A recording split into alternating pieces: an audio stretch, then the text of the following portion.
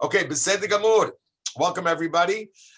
We are going to work on Parshat HaShavua. This week's Parshat is Parshat Vayetze. I'm going to do a bunch of things. I'm actually going to work a lot on showing us how we could learn very deep messages from one or two words in the Torah, something we love to do. So let's go right to it. I'm ready to go. So let's share a screen, and it's Parshat Vayetze. Okay, here we go. Boom. All right, good. So the Torah tells us like this: Vayetze Yaakov mi Be'er Sheva. This week's Parsha. He left Be'er Sheva. He left Eretz Canaan. He left Eretz Yisrael. Vayelech Haran, and he went to Haran. By the way, just for those who remember, Haran is the original place where Avraham Avinu was. Avraham Avinu's brother is still there, right? Nachor. That is where Eliezer went to get Rivka as a wife for Yitzchak. And now Yaakov is leaving. He's actually running away from Eretz Yisrael, and he's going to there. So just a quick one, which is so nice. You know, it's obvious. Everybody asks that question. Once you say Vayetze Yaakov, Vayelech Haran, once you say he went to Haran, he obviously left Be'er Sheva. So there are a lot of explanations, but just quick. This is a quick one. He left Haran. He left Be'er Sheva, ladies and gentlemen, for two reasons. Right? He had a mommy and a daddy. Mommy told him, right, get away from Esav.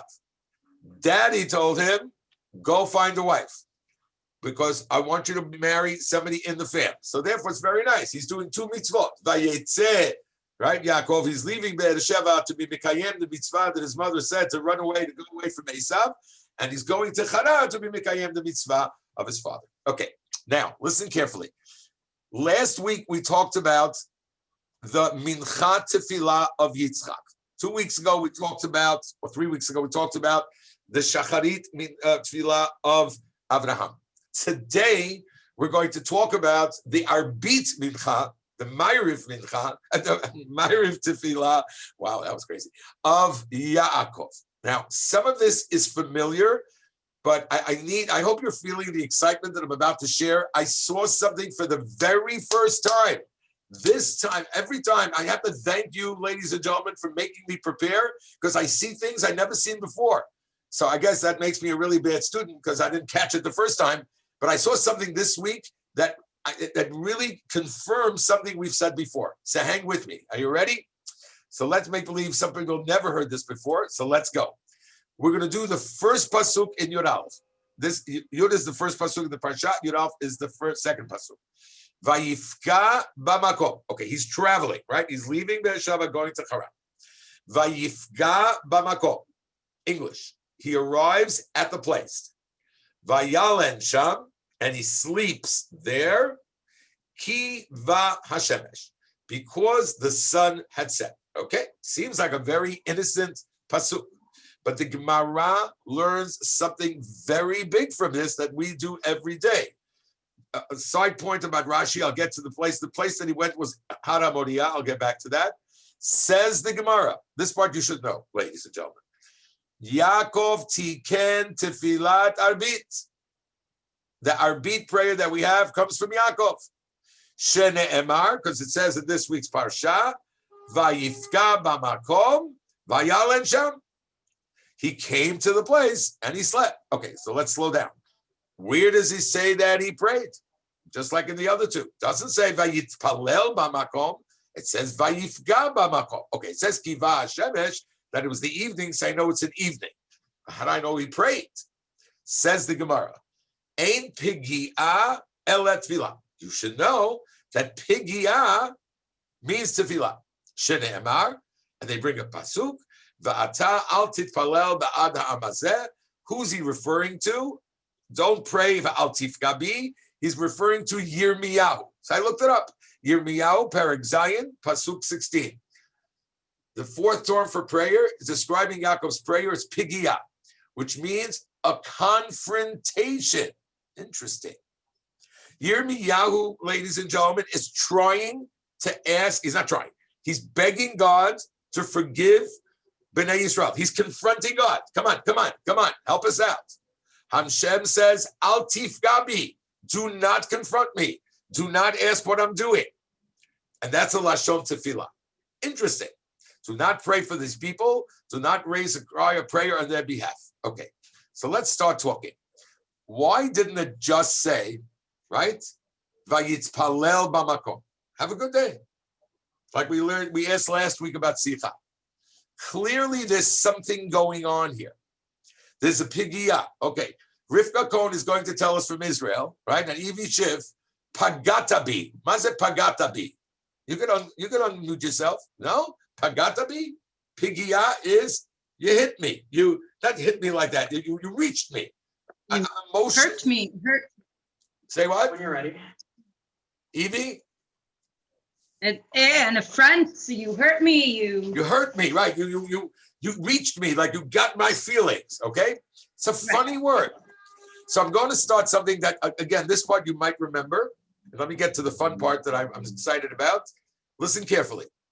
Yaakov is in what kind of mode right now, ladies and gentlemen? Let's think. Is he in a very peaceful, restful mode? No, go like this. The answer is no. I'm letting you cheat. No, the answer is no. Oh, I forgot. Peggy, I forgot. You didn't remind me. We're doing this class dedicating Refuah Shlema to Leah Bas Yitol. Don't say Bat, say Bas. Bas Yitol. Peggy, you should have Refuah Shlema. Peggy, if it is what you look like now, you're doing great. You're doing great. I don't know what you did. Whatever your makeup artist is, love him. He's fantastic. You look beautiful. Okay, here we go. Yeah. Okay, let's think. What kind of mode is Yaakov in? Okay, call on me, Besser. He's in a stress mode. This is not very easy for him. All the time he was in yeshiva, he was doing really well, nice and quiet. All of a sudden, he's got his mother telling him to get the brachot. He's got a brother who's out to kill him. And now his father is telling him, leave the house, leave the Beis Medrash, go to a foreign land, to a place you don't know. And even more stressful, go find a girl to get married. Oh my God, how stressful is that? You see what I say when this afraid is not on the Zoom? Already I said it. Yeah. How stressful is that? Go get married. So Yaakov is in a stress mode. Vayifka bamakom. He is praying with confrontation. Hashem, help me out here. Things are not so doing well for me. That's why it says Vayifka. Wow. And that's why it says makom. Makom doesn't mean only place, ladies and gentlemen. Makom is a name for Hashem. And where do we know, where do we see, where do we use the word makom for Hashem? Everybody knows this. A traditional way of comforting mourners to say is Hamakom yinachem etchem. May Hashem comfort you. So we see that the word makom is used when we need comfort, when we're in a stress mode. And it makes sense, ladies and gentlemen, because what does the word makom mean? It means place. We're trying to prove the Uncle Maishi song. You guys want to sing it with me or no? Yeah. Gene, you want to sing it? Hashem is here, Hashem is there, Hashem is truly. What's the next word? Everywhere. Melissa, I saw your mouth. Very nice. Again, saw it. Yeah. Makom. There isn't a place where there is no God. That means, even though I'm in a stress mode, Yaakov is saying, please, I want to find you, God, in this makom.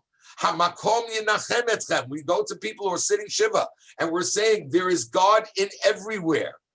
Of course, those of us who are seminar people, I actually have the song, I can sing it, but that would be so nerdy. That would even be worse than winging the Thanksgiving turkey. Here we go. We all know this song, Achenu. All right, I'll sing it a little bit. Achenu, right? What is this song talking about? Look what it says. People who are in captivity. People, Hashem should have mercy upon them. Bring them from trouble, from darkness, from subjection. What do we sing when we go up, when the song goes up? What do we say? Hamakom yirachem. Ready? Kumsitz time. Hamakom yirachem. Again, makom.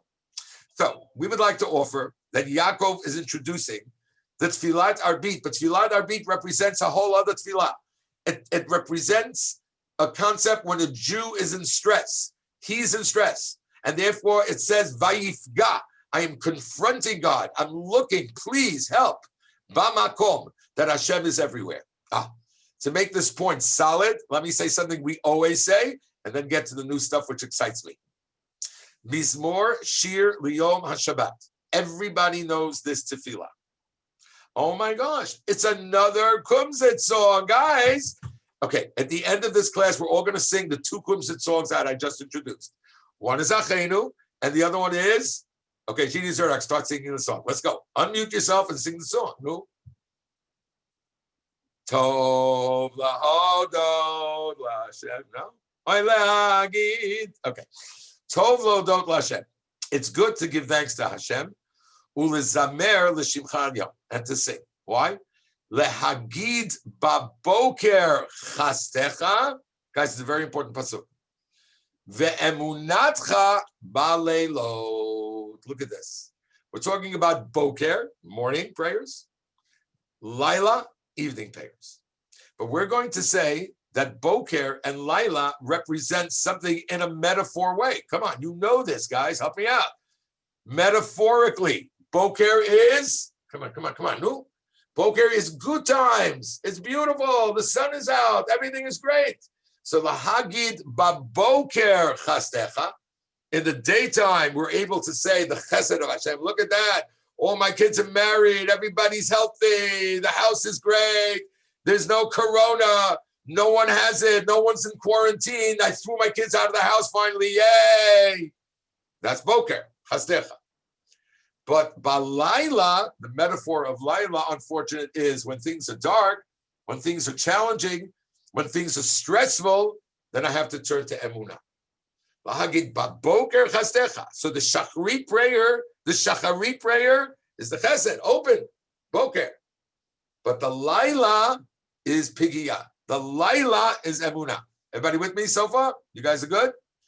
A little side point just to validate what I'm saying, and then something unbelievable in the pasuk. You ready? Hang in there. I don't know how many ladies, I don't need to be like, okay. I don't know how many girls pray arbit, but you do pray shacharit. So right after the Shema, right? In the weekday shacharit, blessings of the Shema. The blessing after Shema is this blessing. You look at it as emet v'yativ, but you do know that the word emet belongs to the Shema, Hashem Elokeichem, right? And then emet was pushed to there. Okay, but the prayer is emet. So it says, emet, the truth, yatziv, firm, nachon, certain, yashar, enduring, neman, upright, faithful, beloved, cherished, desired, pleasant. You getting a feeling over here? The emet that Hashem, Shema Yisrael, Hashem Elokeinu, Hashem Echad, that is yatziv. It's obvious, it's firm, it's certain. Why? Because it's the boker, because it's the morning. Morning is light. Very nice. But for those of you who pray arbit, I don't know if you know this, it's the exact same Shema, the three parshiot in Shema. What is the bracha right after the Shema at night? Emet ve'emunah. Because at night it's emunah. So what do we got here? So we have here that Yaakov was mitaken tfilat arbit. Tfilat arbit is a metaphor for difficult times. How do I know? Well, first of all, it's nighttime, like it says, lahagid baboker chastecha v'amonotcha b'leilot. But the main proof is lashon pigiyah. This week's parsha, right? Vayifka b'makom. Are we in agreement, ladies? Yeah, we're good. Everybody's good. Now, what happened? He went to sleep. This is brand new. Listen very carefully. I'm very excited about this. He went to sleep. And what happened in his sleep? Guys, you know what happened in his sleep. What happened in Yaakov's sleep? Oh, I see it. Mrs. Hamada. He had a dream, right? Yaakov's dream. Guys, remember the restaurant Jacob's Ladder? No? Nobody remember that restaurant? Everything in my life comes back to food. So I don't know if that works for you, but it works for me. So Jacob's Ladder is from this week's parsha. You know that. Hashem speaks to Yaakov. He says, right? He's the malachim going up and down. He promises him everything. Did Hashem ever speak to Yaakov before this? Yes or no? Nobody wants to make a commitment. Rivka's making a commitment. This is not very good. No, he didn't. So now Hashem is saying to him, I understand you're in a stress mode. I understand that this is hard for you, but I promise you everything will be okay. Can you look at this next pasuk? I'm very excited. And again, I never did this before, so look carefully. And I need some, I hope you're going to have to say yes because I need the validation. Vayikatz mishnato. Yaakov wakes up from his sleep. Remember, he went to sleep stressed, right? He went to sleep stressed. Hashem spoke to him, gets up. Can you look at this line? Vayomer. Guys, I'm not making this up, and this is not Midrash. It's right in the Chumash. Achein. Oh, alas, or yes. Indeed. Look at the words. Yesh Hashem bamakom hazeh ve'anochi lo yadati. Oh, can I play with this a little bit, ladies and gentlemen? Look at this. Yesh Hashem bamakom hazeh. He's using the word makom. I love it. The makom that he didn't understand. The makom yinachem otcha. There is a Hashem. Now, can you watch very carefully? Please watch. The next pasuk, he says, Manorah hamakom hazeh. He says it again. And then it says, Ein zeh ki imbet Elokim. He uses God's name as Elokim. And in another pasuk, he also says Elokim. But in the first pasuk, when he woke up, he said, no, Yesh Hashem, not Elokim. Can somebody tell me, what is the difference between God's name Hashem and God's name Elokim? Does anybody know? Nobody? Yes, Lori, what do you want to say, Lo? Rachamim and Din. Yeah. Yes. Don't forget, her son's on the market. Yeah, here we go. Yes, which means Hashem is known as the name of Hashem as Rachamim. Elokim is Din. So in this pasuk, when he wakes up, how beautiful is this? Look what he says. Now that Hashem showed me that, he's with me, don't worry about it. You don't understand everything. Yesh Hashem. There is midad rachamim b'makom hazeh. In this same makom that I confronted Hashem, it was a makom. Oh, are you ready now? Ve'anochi lo yadati. What does that mean? And I did not know. I didn't know that Hashem was here. Great. Somebody want to tell me how do you say I in Hebrew? How do you say I in Hebrew? Ani. Rivka, do you say Anochi? Is that how you talk? No. Anybody Israeli, you say Anochi? Deborah, you say Anochi? You know who says Anochi? It's a nerdy way to say Ani. Nobody says Anochi. You say Ani holech lechol. Ani holech lisoa. Ani Tuli Besser. You don't say Anochi Tuli Besser. That's ridiculous. But it's in Aseret Dibros. Oh, Hashower. Oh, here we go.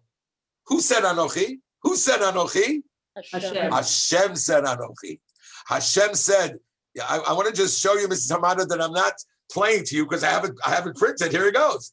Vaydaber Hashem Elokim et kol ha'ele Anochi Hashem Elokecha Asher Hoseticha me'eretz Mitzrayim. Do you know what that means, ladies and gentlemen?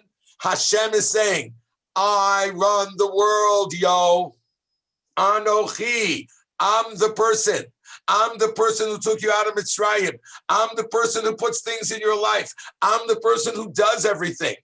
Trust in me. So let's go back to the pasuk of Yaakov Avinu. How excited is Tuli Besser right now? Here we go. Look at that. Vayomer achen yesh Hashem b'makom hazeh. There is rachamim here because ve'anochi lo yadati. I didn't remember that there's an Anochi in this world. Not him. I didn't recognize the Anochi. I didn't recognize enough to have faith in Hashem. And that's why Ma'ariv is about faith in Hashem. Remember, there's an Anochi in the world. What do you think, guys? Good one? Good. No, because it's unbelievable that maybe that's what he says. Let me do 2 little layers of whipped cream on top of the dessert. 2 little layers. First layer is, okay, here it goes. First layer. So what does he say? You don't have to read this. It's nice. Shimshon Farl Hirsch makes a difference between Ani and Anochi. Exactly what we were saying. That Anochi means love and endearment. Good. Okay, let's move. 2 little layers. Manorah makom hazeh, ein zeh ki im beit Elokim, v'zeh shar hashamayim. Okay, I said it before. What is that place that he had that dream and that he's saying this? Where is this place? Yerushalayim. Yeah, where in Yerushalayim? What is it? Har HaMoriah. Har HaMoriah. Okay, Rivka Cohen, you live there. What is on Har HaMoriah, sweetheart? What's there? What was built there? Say what? Har HaBayit. Har HaBayit, the Beis HaMikdash, was built on there. What else happened on Har HaMoriah previously? Akedah. Akedat Yitzchak. Wow, that's the message. Yaakov is saying, who was in a stress mode in Har HaMoriah? Avraham Avinu. Avraham Avinu, he had no idea what he's doing this for. He was not clear. It wasn't clear to him. He had to live by faith only. God says, go slaughter your son. That's emunah. It was night. He didn't know anything. Yaakov is saying, the makom, the place to find God the most is when you don't know what he's doing. That's why the Beis HaMikdash was built there. Man norah hamakom hazeh. We need to live life not knowing things and having faith in God. That's the goal of a Jew. And it's not easy. It's not easy. I'm not making light of anybody's difficulties. But that's the key here. And that's the key of davening Ma'ariv. Another one little thing. I just want to tell you something that I tell my students. Let me just go back to this and then we'll go to, wow. Okay, it took a long time. Look how David HaMelech sets this up. It's Tov Lodot L'Hashem. It's good to daven. It's good to say thank you. It's good to sing to God. Declare God in the morning, and then declare God when you need him in the faith. Do you notice this is the last thing? David HaMelech is saying, don't only go to God when it's darkness. That's not a good thing. Establish the relationship before, when things are good. Tov Lodot L'Hashem. It's good to always have that davening. It's always good to have, a relationship. And then when you need it, emunatcha b'leila. Okay, I really milked this, but it was brand new, and I hope you liked it. And again, do I know for sure that's exactly what Yaakov said? Yaakov hasn't spoken to me in about 3 years. I'm not really sure, but I do know that the concept is real. Okay. I have an amazing, silly question, a silly question that actually somebody asked me, and I have a great answer. It's not my answer. That teaches us a very big educational lesson. I want to show you something. So everybody knows the story. Let's go back to the beginning of the parsha. So he came to the place, he's davening. We all know this. He took stones, right? And he put it around his head because he had to go to sleep. He had to put stones around his head, slept on his rock. Okay? Can I ask you a question? Let me tell you what the student asked me. Did Yaakov, yes, let's go here. Did Yaakov, let me look at you when I ask the question. Did Yaakov know that he was running away? Was this a last minute thing or did he know he was leaving? Of course he knew he was leaving, right? And he knew he was leaving for a very, very long trip. You ready for a great question from a simple student who thinks better than me? He couldn't bring a pillow? That's a great question. I didn't even think about that. You're going away for weeks and weeks. Your mother didn't give you linen? What was Yaakov thinking? He knows he's going to sleep over in the desert, right? Or wherever he's going. Did he not bring a sleeping bag? Is what the student asked me. Ladies, you should be impressed that that's a great, you know what that means? That means that kid knows how to think. That's a thinking student. I was so impressed. It's a great question. What does it mean he's sleeping on a rock? Why is he sleeping on a rock? Isn't that a good question? I'll tell you what I found, and it's amazing, amazing story.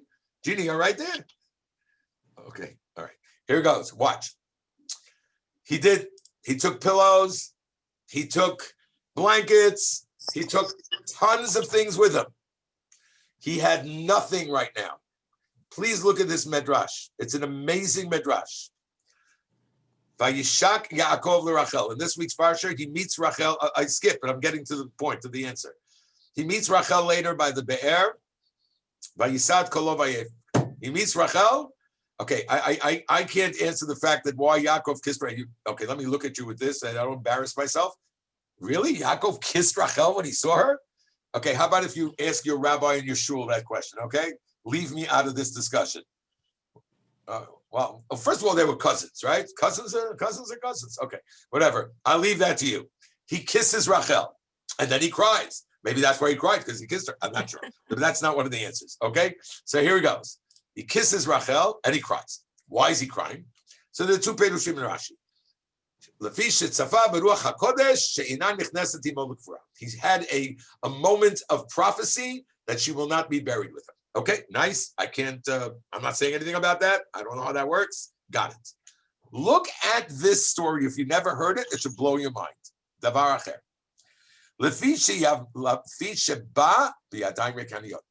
He came to Rachel empty-handed, no presents. He said, Eliezer, my grandfather's servant, had nose rings and bracelets and fruits. He came with 10 camels, right? To marry a girl. And I'm coming with nothing in my hands. Why does he have nothing in his hands? Why didn't he bring presents? Why didn't he bring a pillow? Why didn't he bring a sleeping bag? Says the Medrash. Eliphaz, the son of Esav, had pursued him to kill him at his father's orders. By the way, I'm going to stop sharing for a second. Already, I feel a little more calm. Maybe this never bothered you. Esav says, I'm going to kill Yaakov, right? Yaakov runs away. Okay, so Esav goes, okay, bye, have a good day, nice. I'm so happy you're running away. He didn't chase after him. Maybe Esav can't leave because he's running the family business, whatever. So send somebody else. Guess what, guys? He did. Makes logical sense to me. He has a son called Eliphaz. He sends Eliphaz to chase Yaakov, and his orders from daddy was, kill Uncle Yaakov. That's what the Medrash says, and that makes sense to me. Eliphaz, the son of Esav, had pursued him to kill him at his father's orders. He, Eliphaz, overtook him, but since he had grown up in Isaac's lap, he held back his hand and said to Yaakov, what shall I do with my father's orders? Okay, I need to milk this because this is a blowout. Can you paint this picture, ladies? Get the image. Eliphaz, the son of Esav, catches up to Uncle Yaakov. He says, Uncle Yaakov, my father said to kill you. But, I can't. You're a good guy. Grandpa Yitzchak is going to be upset. I can't do it. I'm not going to kill you. But what about my mitzvah? What about the mitzvah of Kibud Av Va'em? What should I do? Okay. Can I tell you the halacha? Ladies and gentlemen on this Zoom, if a child in Yeshiva Flatbush says to me, my parents are going to a non-kosher restaurant, they're telling me I need to go with them. Am I doing a sin if I don't go with them? Does anybody know the halacha? Anybody know the halacha? No, you don't. You don't go with them. Of course, you have to be diplomatic, but is there a sin of not doing Kibud Av Va'em? No, I'll prove it to you. Open and shut case in the Torah. Torah says in Vayikra, Ish imo va'aviv tirau, a person should fear their mother and father, ve'et shabtotai tishmaru, and keep my Shabbat. So of course, Rashi in the Gemara says, what is what? What is the connection, right? Between what? Between Kibud Av Va'em and keeping Shabbat, says Rashi, says the Gemara, it's not Rashi, Samach Shmirat Shabbat Limora Av Va'em, right? They put one next to the other. That's called the Hekesh. Hashem put it next to the other. They say, although I have admonished you for regarding the fear of your father, nevertheless, if he tells you to desecrate the Shabbat, do not listen to him. Ladies and gentlemen, that is a halacha in your Redeya. No one disagrees. Let me scare some of the mothers on this Zoom. Do you know the Shulchan Aruch says that if your child wants to marry a certain individual, and that individual is a kosher individual, a Jewish girl, Jewish boy, keeps, does all the mitzvahs, you don't like the girl's mother. You don't like that family. They're Ashkenaz. They're Sephardi. They like to live in Deal. They're boats. Sorry, Lori. You don't like that family.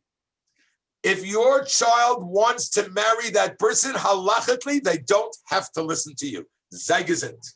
That's the halacha. Of course, I would say as a rabbi, let's talk it out. But halachically speaking, if you want to do a mitzvah and your parents are against the mitzvah, you don't have to listen to your parents. That's halacha. So how many people did I aggravate here yet? No, not yet. Okay, that's a problem. I understand, but that's the halacha. If that's the halacha, ladies and gentlemen, tell me the answer. What should Yaakov have said to Eliphaz? Eliphaz says, my father said to kill you. What am I going to do about the mitzvah of kibbud avim? What's the answer? What's the answer? You take away his money, and then that's like killing him. No, don't run there. Why do you have to take away money? He asked his uncle Shaila, Uncle Jake, my father said to kill you. It's a mitzvah of kibbud avim. What should I do? Girls, guys, give me the answer. What's the halacha? What do you answer? Don't kill. He's not allowed to kill. All right, what about the mitzvah? You don't have to listen to your father. That's the answer. That is the halacha. You don't have to listen to your father. Yaakov didn't do that. You know why Yaakov didn't do that? Because my father, may he rest in peace, said, I've always said this, girls and boys, how many books of Shulchan Aruch are there? Does anybody know? No. Gloria, I'm going to take away your A in halacha. Rini, you too. How many books of Shulchan Aruch? No?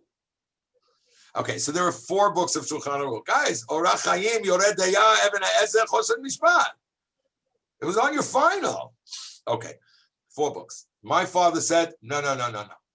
There are 5 books of Shulchan Aruch. Because you also sometimes have to use common sense. You have to add something sometimes yourself. Yaakov is looking at a child. This is Esav's child. Who remembers from last week? What's the one mitzvah that Esav was the best at? What is the answer? Kibbud avim. Yeah. And now you got a son of Esav who saw that in his father's house. So this kid is all into kibbud avim. He's excited about kibbud avim. You're going to tell him now, don't worry about your father. You can't do that. You can't do that. But the halacha says yes. Too bad. Work it out. Now, obviously, he doesn't want to die. So he did what Eleanor just said. So what did he do? He says to him, I'll tell you what we're going to do. He tells him, he says, what should I do? Yaakov says, you know what? Take what I have. Take everything I have. That's why he kept empty-handed, guys. Right? Because a poor man it's like I'm dead, right? It's like you took everything away from me, like there's nothing in my hands. And that's how you're going to take care of this situation. To me, this is unbelievable. A man is going to meet his wife. He gives away his car. He gives away his money. He gives everything away. And girls, he gives away his pillow. Oh my gosh, his pillow. He doesn't have a pillow. He doesn't have anything. Just that in educating somebody, don't let a kid get messed up, a kid who has a chance to be good. Guys, you have to be impressed with this. This is unbelievable what Yaakov Avinu is teaching us. You got that? So if your child comes home and is excited about something, even though it's maybe a wrong thing to do, somehow let's work it out. Let's do it. Let's do it. You know? Your kid comes home and he says, we have a trip to the nursing home today. And you're saying, no. We're going to grandma and grandpa today. Sorry, you're not going to the nursing home. No. So the teacher, girls and boys, just spent 4 hours telling them how important it is to go to a nursing home. The kid thinks it's the most important thing in the world. You tell him, no, sorry. No, we're going to grandpa and grandpa. What your teacher said is not important. You got to work it out. Say, you know what? You'll go to the nursing home for half hour and then to grandma and grandpa. I can't think of a better example right now, but that concept. Even if you're right and he's wrong, the kid is wrong, but he's trying to do something good, encourage the something good, even though Allah will be bad. Okay, I better got the point? Okay. So we know this next one. I say this every year, but I'm going to stretch it a little bit. I think it's amazing. Okay, last year I remember somebody told me that the original question is not a question. I'll tell you, I don't remember who said it, but let me just get, and then we'll say new stuff. So it says that he took a lot of rocks and he surrounded his head. So of course, everybody asks that when he got up, what does it say? Okay, I hope this is not making you dizzy back and forth. When he got up, it says, Vayashkem Yaakov baboker, vayikach et ha'even. He took one rock, right? It It says that he had many rocks, and now he has only one rock. Okay, everybody knows this question. So I remember somebody telling me last year, it never said that he took a lot of rocks. It says that he took Mei Avnei Hamakom. Does anybody remember that? No? Okay. It says that he took from the rocks. How do you know he took a lot of rocks? So I'll tell you how we know he took a lot of rocks, and then we're going to get to the Medrash. And then we're going to explain it. Let's go very fast. Okay. In Parshat Vayetze, Yaakov took from the rocks of the place. Rav Yehuda teaches, openly says the Medrash, that Yaakov took 12 stones. So it's not because it says Me'avnei Hamakom. He took 12 stones. Now, how did he know to take 12 stones? I don't know. Was that a prophecy? Was that something that God put in his head? Obviously, girls and boys, what do the 12 stones represent? No? Shvatim. The Shvatim. So he took 12 Shvatim and he surrounded his head with it. But in the morning, it says there was only one rock. So let me do this quickly. It's one of the most important concepts in our existence. So everybody knows the Midrash. Midrash says, what happened, right? What happened? It says 12 stones and one stone. Here we go. Yeah. The stones started quarreling with one another. Let the righteous man lay his head on me. The other one said, let the righteous man lay his head on me. Immediately, Hashem took all the stones and he made it into one stone and he lied down. Okay. This is called ammunition for anti-Medrash eye rollers. Do you guys know what I'm talking about? Yeah. Okay, there are those, Rini, don't laugh so much. This is like a huge ammo. See, Laura, I didn't even say your name. It's a huge ammo. Like you're reading it. Can you imagine, guys, you're reading this with students who are in high school. And you're saying, so the stones, we're saying to each other, no, I want Yaakov to lie down on me. So Hashem made peace and he put them all together. Okay. What's going on here? I'd like to tell you what's going on, and it's huge. And that's why the fact that there are 12 stones is very important. And you know something? It could very well be that Hashem actually made such a miracle. And he's giving Yaakov the most important lesson as being the father of the 12 children. Now you do understand that Yaakov is unique. Why? Because Abraham is Am Yisrael. Is all of Am Yisrael come from? No, let's go backwards. Is everybody Abraham had Am Yisrael? What's the answer? No, he had Yishmael. Is everybody that Yitzchak had Am Yisrael? The answer is no. He had Esav. But Yaakov is B'nai Yisrael. Yaakov is Israel, right? B'nai Yisrael. Here's the answer. And please remember this and please share this because this is very important. Share it with your kids. Okay. I'm going to explain the Midrash with a better question. So the rabbis asked, so try to imagine, right? Each rock wanted Yaakov's head on it. Good. So what did Hashem do? Put it into one big rock. So the rabbis asked, now that it's a big rock, Yaakov can only lie his head on one part of the rock, so the rest of the rock still doesn't have it. And the answer, everybody understand the question, or was that too fast? Everybody got the question? And the answer is the following. Our sages tell us that a person is envious of everyone with the exception of his child or student. Envy is a natural feeling. It's just a natural feeling. But if your kid does something better than you, or your student does something, I have to tell you before, I'm going to stop for a second. I want everybody to be jealous of me right now. I'm going to tell you something that you should be jealous of. You ready? Last night I had PTA, and the week before. What's tonight? Tuesday? No, 2 nights ago, Monday night. It was a Zoom PTA. It was fantastic. I went through all the names of the people that I saw. Are you ready mathematically? All right, here we go. 68% of the people I spoke to were my former students. Wow. How cool is that? 68 to 70% of the parent body that I spoke to were my students. And when I spoke about their kids, I was getting the I was like shepping, as they say in Sephardic. I was shepping. I'm talking to my students about their child. Who's my student? Jealousy? You know why? Because they belong to me. That's why. Because they're part of me. Your child is part of you. You'll never be jealous of your child, ever. Or your student. It's like a child.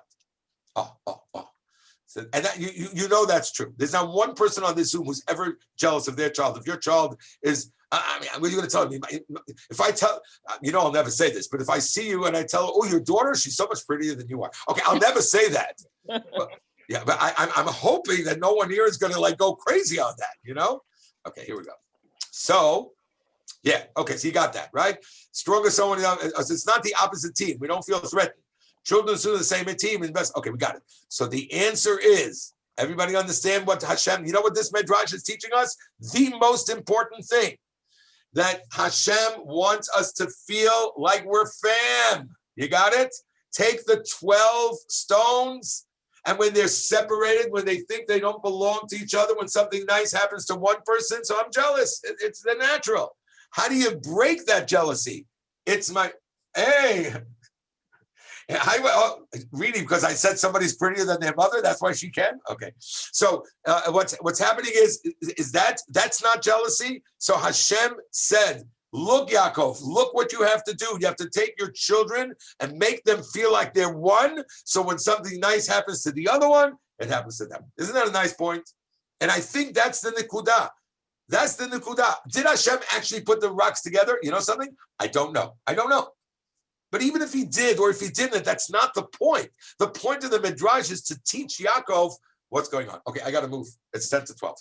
Okay, and therefore, I'm going to skip this next part because I want to get to the part after that. Okay, why am I not sharing screen? Okay, so, all right. Okay, we'll skip all that. Okay, I got to show you because we're talking about jealousy. I must get to this page. It's something it might disturb you. It might disturb you when you see something. So I want to address it. So obviously, one of the most important, okay, let me stop share. I'm not going to spend time on this next story because I do it during the time of Tisha B'Av. We talk about it. But it's in this week's Parsha, guys. It's in this week's Parsha. If you want to talk about somebody being happy for somebody else, somebody being happy and okay with somebody else getting what they got, it's this week's Parsha. The heroine, right, of our nation. Her name is Rachel Imenu. Who doesn't go to Kever Rachel? Why is Rachel the heroine, right? Kol B'Raman Ishma, because Rachel was the only one who Hashem listened to when he destroyed the Beit HaMikdash. All the avot, all the great people prayed to Hashem, please forgive our children, please forgive our children. None of them were answered. The only person that Hashem said yes to was Rachel Imenu. That's why, ladies and gentlemen, Kever Rachel is the place of prayer. It's the place of a person who was able to convince Hashem to save the Jewish people. What was her argument? What was her case? What was her case? Since in this week's Parsha, we all know that Yaakov said to Lavan, right? Remember, he met Rachel at the Be'er again. The Be'er, there's so much to say. I don't have time right now. He saw her. He took the big rock off the, he showed he was a strong guy. We have to learn about that too, but I don't have time. Bottom line is he tells Lavan, I'm going to work 7 years. And he does. And of course, Lavan sets him up. We do till today. Everybody knows this. Girls, we do it in Ashkenaz and in Sepharad. By the Sephardim, we usually do it at the Ktubah signing. By the Ashkenazim, it's the rabbi does it right under the chuppah. He turns to the Chatan and he says, look, is this the girl you want to marry? And we think that's the stupidest question in the world. No, I'm just paying $400,000 to this wedding just to say hello to this girl. Of course, this is the girl I want to marry. What kind of stupid question is that? It's not a stupid question. It's an old custom because of Lavan. Okay, everybody knows this. How did the trick work? Because Rachel gave the simanim, exactly what the simanim were. I don't know, cow jumped over the moon. I don't know exactly what the siman was, but they made up between themselves that we all know this. So Rachel gave the simanim, and therefore, Hashem listens to Rachel. You have all this, everything I just told you, right? I could not allow my sister to be humiliated in public when the ruse would be found.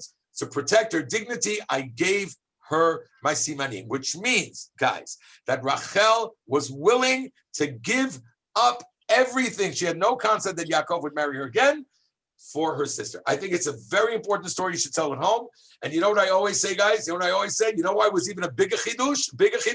Because it was a sister. How many kids of yours are the nicest of people out? Oh, let's take care of Yachad. Let's go to these people. Let's do chesed mission. Take care of Rivka Cohen soldiers. But your own sister? Get out of here. I might ever give her my room. I might ever give her my brush. She's wearing my sweater. Why is everybody like nodding now? Everybody's like nodding. Everybody's nodding. Okay, good, very good. So it's your own sister. That's amazing. Okay, I'm done with that. We know it. Here's something new. So I just told you that we're all Am Yisrael. We're together. We love each other. We're not jealous. We're willing to give up my whole life. Yeah? Okay, I never did this before, girls. So listen, guys, listen carefully. Everything's so nice, right? Oh my gosh. Chapter 30. Rachel has no children. Leah is having the Hasidic family plan. Okay, she's popping them out one after the other. She lives in Borough Park. Vatere Rachel ki lo yalda liYaakov. Vatikane Rachel ba'achota. What did you say? What did you say? Vatikane Rachel ba'achota. Girls, boys, what is that word? What is that word? Jealous. Jealousy? Rachel Imenu? Jealousy? It's the Torah talking, guys. This is not a comic book. This is God saying that Rachel is saying, girls, not only thinking, she's saying it. But Rachel b'achota, she know that God's writing it. How is that possible?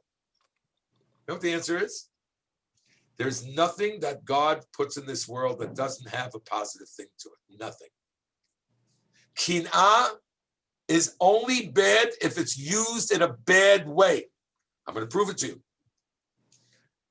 Says Rashi. Vatikaneh Rachel b'achota. Kin'ah, she was jealous. B'ma'asim hatovim. Amra, says Rachel to herself.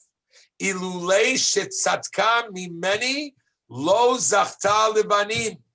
If she wouldn't be more righteous than I am, then she would not have merited children. Look how a Jewish girl looks. If Leah is doing well, it's got to be that she's a tzaddiket. And therefore Rachel said, I'm not jealous that she has children. God forbid, she gave away everything to her sister. I'm jealous of how holy she is. And what is the goal of that jealousy, ladies and gentlemen? It's a motivating force. Rabbi Besser is now introducing to you, yes, jealousy to be used as a motivator is healthy and good. Yes. Yes. Are you ready? How many people say, do not give out marks on tests? No, don't say. Just say, nice, not nice. I'm sorry. I will tell you, teach your children. If another kid got a 98 and your kid got a 90, don't be angry at the person who got the 90. Say to your child, you know what? You're a beautiful girl, but maybe if you would study a little harder, maybe that'll work. Maybe that'll be a motivator. Nothing wrong with that. There is nothing wrong with competition. Nothing. And how do I know that's right? First of all, because I said it. No, that was disgusting. I know it's right simply because the Gemara says so. I know, that was a joke. Can you put this on your oh, I can't highlight it here. Put this on your refrigerator. Kinat sofrim tarbe chokhmah. Kinat sofrim tarbe chokhmah. It's a Gemara. The envy of sofrim, situations reversed. Kinat sofrim increases wisdom. According to the Talmud, if competitiveness can be harnessed, of course, to the goals of improved learning and teaching, so much the better. I'm going to tell you something. You know, Rivka is on the line, so I want to tell you something. Okay, let's talk about me. Why not? I'm talking. Can I tell you that some of the things that I do in school with you, some of you on the chesed missions, were motivated. I wanted to have what other people would. I really want. I'm not jealous that I don't like them. Not jealous because they're destructive. I look at a video and I see people going into a hospital and they're giving out toys. I say to myself, I want that. I want that. I want to be that person. Yeah, I'm jealous. What's wrong with being jealous? That's not a negative jealousy, ladies and gentlemen. That's a good jealousy. It motivates you. This is what I want. I want to have that happiness. I want to have that religion. I want to be able to daven like that person. I don't even know the person. I see him at the kotel. He's davening with kavanah. I'm jealous of him. I don't wish him bad. I'm very happy for him. But I wish I could have that. That's allowed. Guys, it's a very important lesson. I've never taught this lesson. It's a very important lesson. And it's so stark because it's so unbelievable contrast that the one who gave away everything in her life, Rachel, she's the one that's jealous. Impossible, right? That's what we learned. Good lesson? Okay, good. I always say that, and I'm thinking, who's going to go like this? All right, guys, I have 2 minutes. I'm going to run. I'd love to do the last page because it's Thanksgiving, okay? So we know the last page, but I'm going to add something that maybe you don't know, and then a nice saying. Okay, what do we got? 4 minutes. Okay, here we go. So this is this week's parsha. Leah has Yehuda. We all know that. We are called Yehudim. Why are we called Yehudim? Because the fourth child was Yehuda. And she says, everybody knows this first part, so go fast. Vatomer, and she said, Hapam, this time, Odeh et Hashem, this time I'm going to thank the Lord. Al Kain Kara Shemo Yehuda. Therefore, she called him Yehuda. Vatamo Miletus. Everybody asked, why? What do you mean now? She didn't say hello.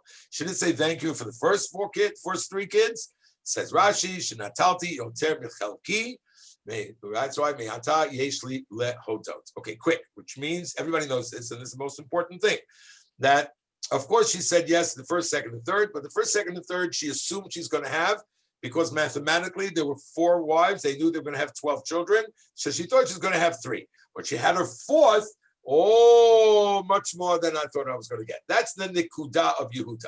A Yehudi has to walk around thinking whatever I had is more than I thought I was going to get. We know all this, right? We don't have to explain. We got it. But this is strange Gemara. Look what the Gemara says. The Gemara says, from the time of creation, there was no person who praised Hashem until Leah came and thanked him upon the birth of Yehuda. Could it be that Leah did not express thanks? Oh, we did that. Is it possible that Abraham, Yitzchak, Sarah, Rivka never thanked Hashem? Which means the Gemara said, no one thanked Hashem like Leah. What did Leah do more than other people? Listen carefully. It's a beautiful answer. It's not my answer. It's a beautiful answer.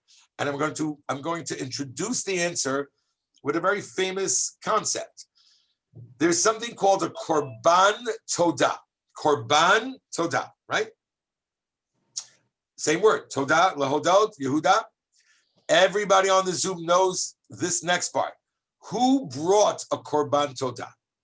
Guys, come on, you know this, no? 4 individuals are obligated to thank Hashem through a korban todah. Thanksgiving offering. Thanksgiving.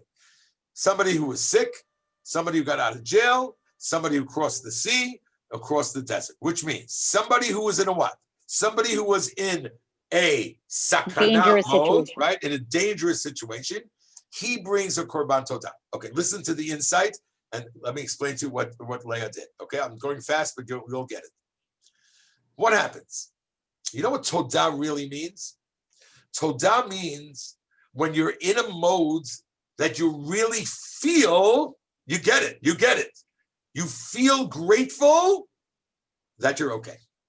And unfortunately in life, girls and boys, I'm so sorry to say so, most of us don't feel that till we're in a sakana mode.